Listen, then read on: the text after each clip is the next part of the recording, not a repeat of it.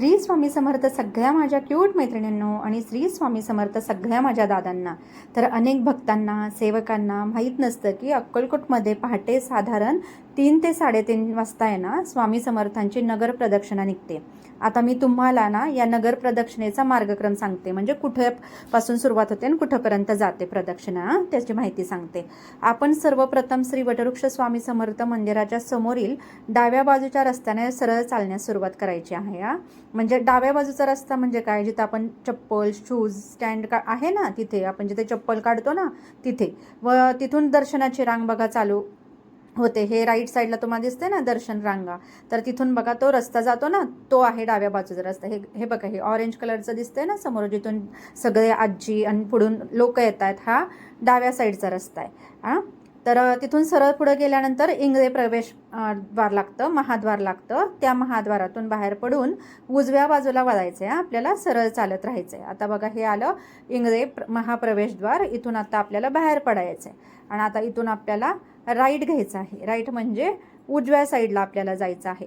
एवढ्या डिटेलमध्ये मी सांगत आहे कारण का आपले व्हिडिओ हे सगळ्या सर्वसामान्य लोकांना, म्हणजे ज्यांना अजिबात इंग्लिश पण येत नाही, ज्यांना राईट लेफ्ट कळत नाही आहे ना, तर अशा सर्वसामान्य लोकांपर्यंत हा व्हिडिओ पोचावा आणि त्यांना दर्शनाचा लाभ मिळावा, हा एवढाच एकदम सिंपल हेतू आहे या व्हिडिओचा. आणि आता आपण आहे ना इथून आहे ना राईट साईड घ्यायची आणि तिथून आता आपल्याला सरळच जायचं आहे, कुठेच वळायचं नाही आहे. तर याच रस्त्यावर तुम्हाला अक्कलकोटमधलं प्रसिद्ध उप्पिट्टो हॉटेल दिसेल. येथे अतिशय स्वादिष्ट नाश्ता आणि इतर खाद्यपदार्थ मिळतात. मात्र हे हॉटेल साधारण 7:30 नंतर सुरू होतं आणि खरंच खूप स्वादिष्ट नाश्ता, खूप स्वच्छता आणि राहण्याची उत्तम सोय इथं आहे. लहान मुलांची तर अशी संगत होते ना, ही फक्त मी माहिती सांगितलेली आहे तुम्हाला. अक्कलकोटमध्ये अतिशय उत्तम आणि म्हणजे सगळ्यात भारी नाश्ता कुठे मिळतो त्याची फक्त मी माहिती सांगितली आता जाता जाता रस्त्यावर ना. बघा हे हॉटेल येते आणि इथं खरंच खूप छान नाश्ता मिळतो. म्हणजे माझ्या घरातली सगळी मुलं आली होती ना बरोबर, अतिशय म्हणजे पोटभर इथं जेवलं होतं त्यांनी. तर त्या तुमच्याबरोबर जर लहान मुलं असतील तर त्यांना पण इथे आणा नक्की. आता हे मी सरळ चालत आलेली आहे. खूप मोठा रस्ता आहे त्यामुळे मी व्हिडिओ जरा थोडासा फॉरवर्ड केलेला आहे, पळवलेला आहे.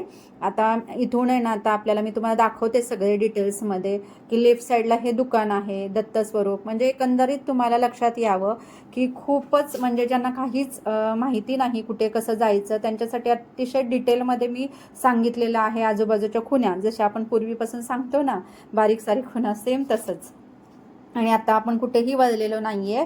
आपण जसं उजव्या साईडला वळलोय ना इंगळे महाद्वारापासून, ते सरळ 7 ते 8 मिनिटं नॉनस्टॉप आपण चालत आलेलो आहोत. आणि लेफ्ट साईडला तुम्हाला उप्पिट्टो हॉटेल दिसेल, म्हणजे तुम्हाला एकंदरीत कळेल की आपण योग्य रस्त्यावरच आहोत. आता आपल्याला सरळ चालत जायचं आहे आणि इथे बघा तुम्हाला शौचालय दिसणार आहे. तिथून आपल्याला आहे ना उजव्या साईडनी आहे ना सरळ खाली एक रस्ता जातो, तिथं म्हणजे जायचं आहे आपल्याला. आपण कुठेही वळलेलं नाही आत्तापर्यंत आणि कुठल्याही रस्त्याच्या आत म्हणजे प्रवेश केलेला नाही. आपण सरळच चालत आलेलो आहोत. आणि बघा आता हा उजवा रस्ता, थोडंसं वळण आहे उजवीकडे, तिथून आपण सरळ चालत तिकडेपर्यंत म्हणजे इथं आलेलो आहोत.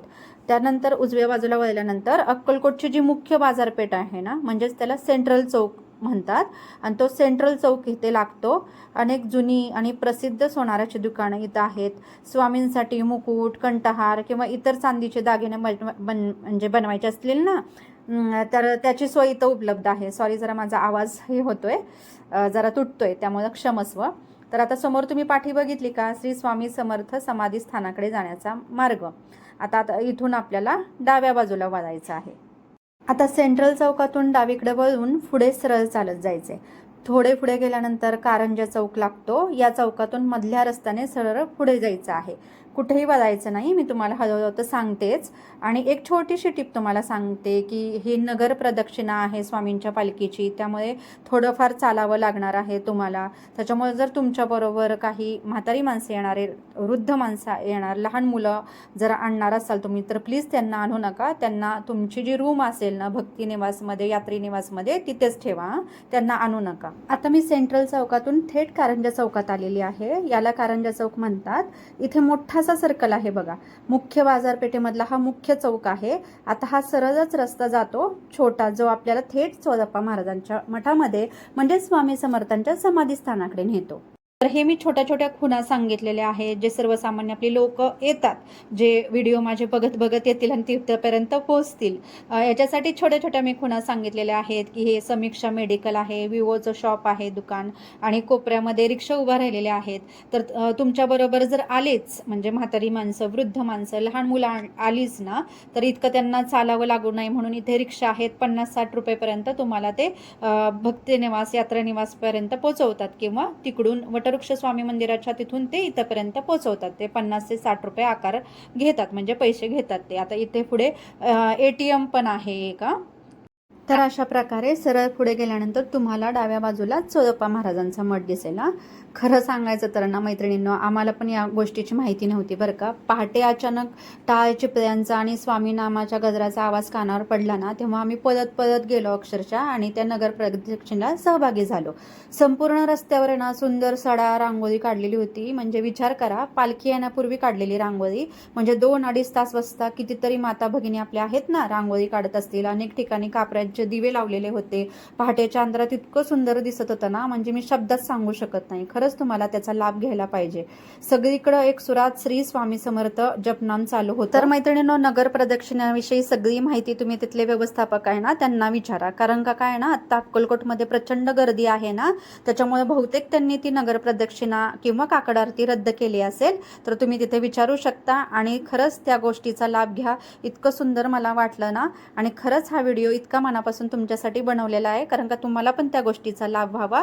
आणि खरंच हा व्हिडिओ तुम्हाला मनापासून आवडला असेल तर नक्की चॅनलला सबस्क्राईब करा, आणि व्हिडिओला लाईक करा आणि शेअर करा, जेणेकरून सगळ्यांना त्याचा लाभ होईल. श्री स्वामी समर्थ. जय जय स्वामी समर्थ.